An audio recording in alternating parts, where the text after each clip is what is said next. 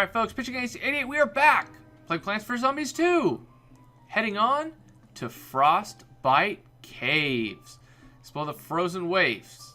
16 levels and 3 plants. Now again, there will be 32 levels, but as of this specific recording, the second half has not been released yet. So what I'll be doing is I'll be playing up to this level 16. If it gets released after that, I will play that. So that's the way it's going to be from now on. If I catch up, I'll definitely play it. Brr, it's colder than a polar bear eating an ice pop. Indeed, it appears we have arrived in the Frostbite Caves. We've traveled so far back in history, we've arrived in prehistory. A historic moment indeed, user Dave. But more importantly, my sensors indicate there is an ice floe on the lawn. Data suggests it will block both plants and zombies. Though I predict hungry zombies will find a way around it. Well, don't worry, we'll plant wisely and stop those zombies cold. Alright guys, so this is Frostbite Caverns. I mean, this is a fun level. I mean, this one is almost like Far Future, where I just like the added things that they do to the levels. Now again, I haven't played level 16 to 32, which are usually the ones that they try and make like incredibly difficult, but just for me playing this, the first few levels of this, it's a lot of fun, man. You're gonna have those tiles which actually do exactly what they say they do.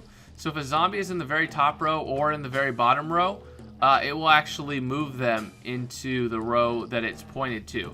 You're gonna get a couple of them that are pretty complex later on, but you just have to plan your strategy accordingly. Now, if a plant is frozen, it cannot be utilized unless it's been unfrozen. So if you beat this level, you're going to get a plant called the hot potato. You plant that, cost 0, basically like the gravedigger, but it basically just allows for you to, you know, melt your frozen plants.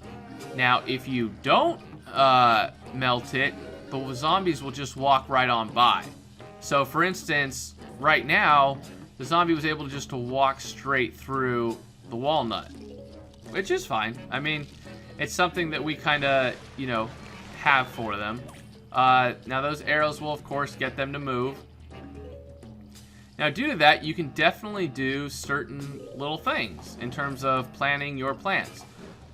You could do something as crazy in this level as planting the twin sunflowers all in the top row up to where the finger's pointing, and same with the bottom row. Those can be all of your sun producing plants because you can guarantee that a zombie will not actually get past that arrow. But what we're going to do here is we're actually going to use the Snapdragon. I thought it would be very appropriate to put a Snapdragon that breathes fire to actually get rid of the ice. That being said, that's not really necessary. You can use any plant that does any damage and it will slowly melt the ice off of the walnuts. So it's not a necessity that you utilize and do that.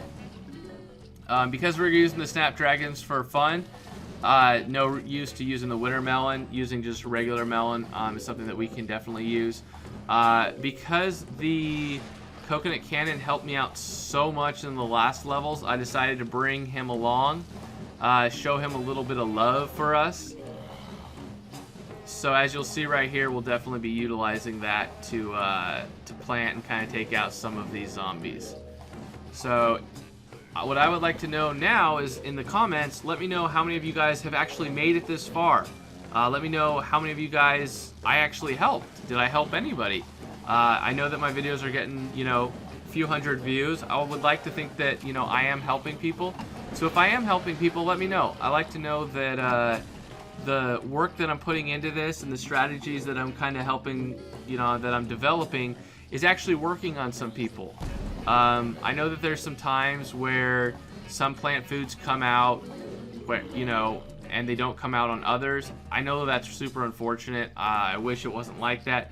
But they do have a little bit of randomness, a little bit of helping you out if you fail so many times. But for the most part, I feel like my strategies can really help out just any user, any person that really wants to do that.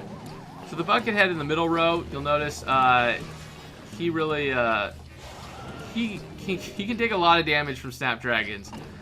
So using a magnet shroom here would probably be very, very effective. But I just kind of like the symmetry of this.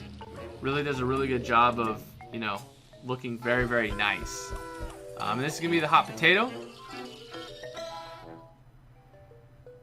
Where you plant it on an ice block and it will melt the block. So basically what I mentioned earlier on in the video. Now what I would also like to show you guys, I'd like to show you kind of the levels, progression, what you can unlock as you get through and as you play this. For instance, you get to the pepper pult and it lobs flaming peppers. I cannot wait to unlock that thing. I'll probably definitely be using that. And the charred guard. So I really, really like that idea. And as you can see, it's in construction. But anyways, guys, see you guys all in the next part. This has been Pitching Games 88. Over and out.